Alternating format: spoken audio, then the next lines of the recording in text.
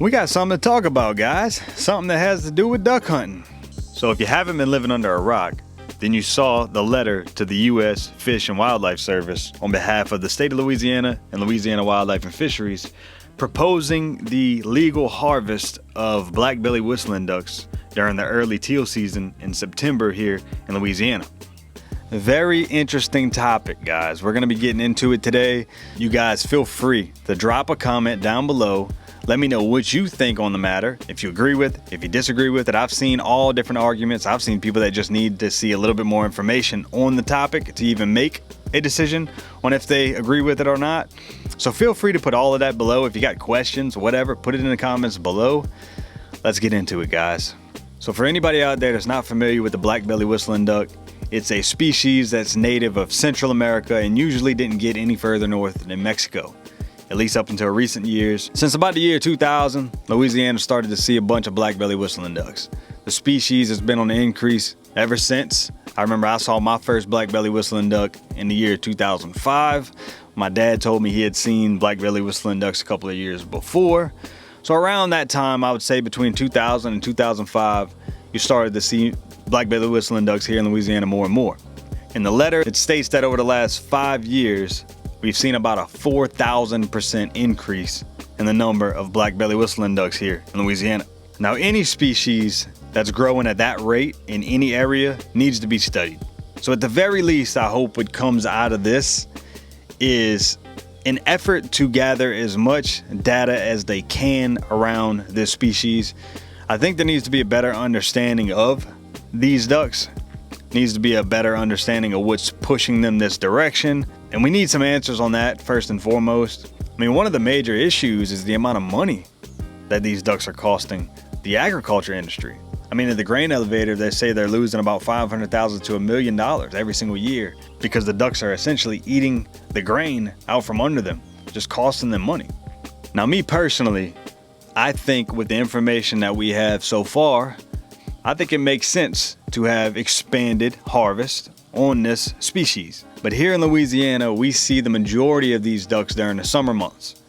And then by the time the duck season rolls around, these are gone. I mean, for the most part, they're gone. I mean, you still see some here or there. I mean, we had a really good whistling duck hunt during the duck season last year, but I would say, you know, those kind of hunts are pretty rare. For the most part, the vast majority of black-bellied whistling ducks leave this area around duck season. And I'm personally not interested in when this expanded season comes about. I don't care if it's at the end of regular duck season, whenever we get into the spring months and they really start to show up again. I don't care if it's during that time of year. I don't care if it's in June, July, August, or even September during the teal season. I don't personally care when they allow us to hunt them. I just would like to see some kind of expanded season and giving us an opportunity to harvest these ducks when they're actually here. Now, I don't think they'll actually allow us to shoot them while they have babies on the ground. And I probably wouldn't agree with that anyways, but I'm just making the statement that I really don't care when they allow the harvest, but I do think that we need to have some expanded harvest, maybe even October. I mean, we see a lot of them in October. I mean, you really don't start to see them leave until the beginning of November.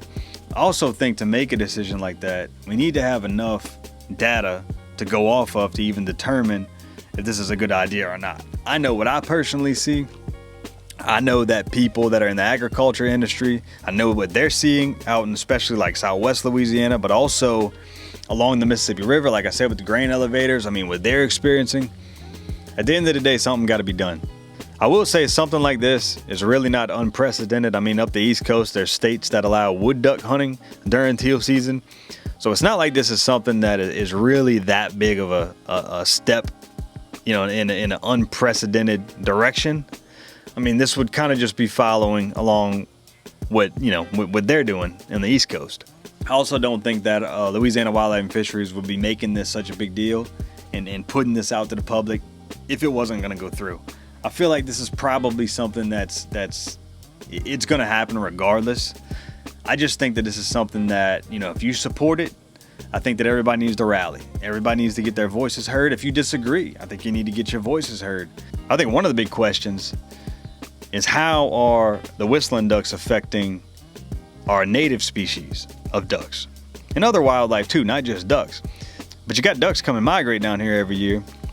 And I guess the question is, how much of their food source are these whistling ducks eating? Louisiana doesn't need any habitat loss. 100%. We need all of the habitat that we can get. We need all of the food source that we can get, especially in southeast Louisiana and in southwest Louisiana, with less and less rice fields out that way. I mean, how much of this food source are these birds eating?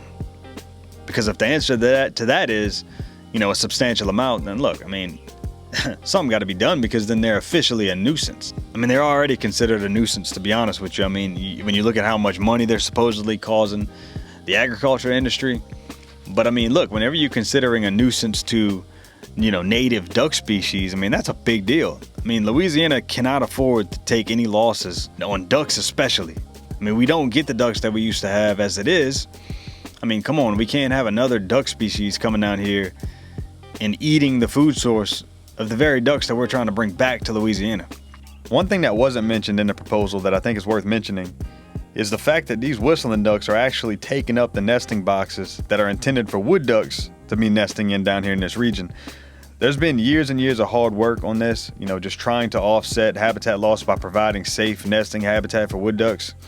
And unfortunately, these whistling ducks are taking up those nests. I mean, you go during the nesting season, you go and you look at these wood duck boxes, and I guarantee you probably 9 out of 10 that you look in, they're going to have whistling ducks in those nesting boxes.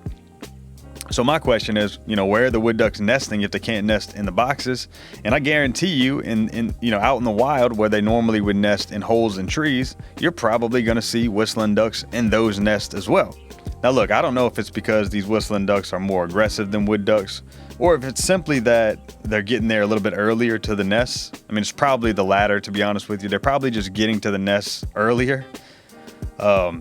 But I don't really think that matters. I think that what matters is these wood ducks have to go find another place to nest. And I think that's a big deal, and I think that wasn't talked about in the proposal, and it was worth mentioning. And then gets into the conversation of whenever you're allowing, more harvest opportunities, I mean, how much money does that bring back to the state? How many more people are going to want to get out there and go duck hunting because they have more opportunity to harvest ducks? All these things go hand in hand. I think the very best way to bring people back to this sport is to give them more harvest opportunities, to make the hunting experience better. You do that by creating more opportunity. To me, there's no better scenario when I picture in my head to get a kid involved in waterfowl hunting than going hunting in September whenever the temperature is mild, bring a kid out there, and they get to see big flocks of black-bellied whistling ducks, and they get a chance to harvest them. They don't fly fast. They decoy pretty easy. They cut circles around you 3 or 4 times. They're just an easy duck to hunt. And I think that's a perfect scenario to bring a kid out there to get them involved with hunting. You give a kid a bunch of opportunities to shoot at ducks that are fairly easy to hit, giving them easy opportunities to harvest ducks. I feel like that is only going to get more people involved with duck hunting over time. Duck hunters are a dying breed. The numbers show that we're selling less and less and less duck stamps. If this means we're going to sell more duck stamps, I'm all for it. But down in the comments, guys, let me know if there's anything that I missed, anything that you want to hear me elaborate on further. Any questions y'all might have, put them in the comments. If you want to read the letter, I attached it in the description. You guys can go on there, actually read the letter. I want to hear all sides of this thing. So you guys go in the comments. Let me know if you're for this, if you're against it, if you want to see, more information on it before you make your decision. Let me know that as well. And everybody in the comments, communicate with each other. I mean, honestly, we just really need to get our voices heard surrounding this topic. Whatever you believe, just put it down there below. And if you guys want to see me do more videos like this, reacting to, big news or surrounding waterfowl hunting, let me know in the comments as well. I will catch y'all on the next one.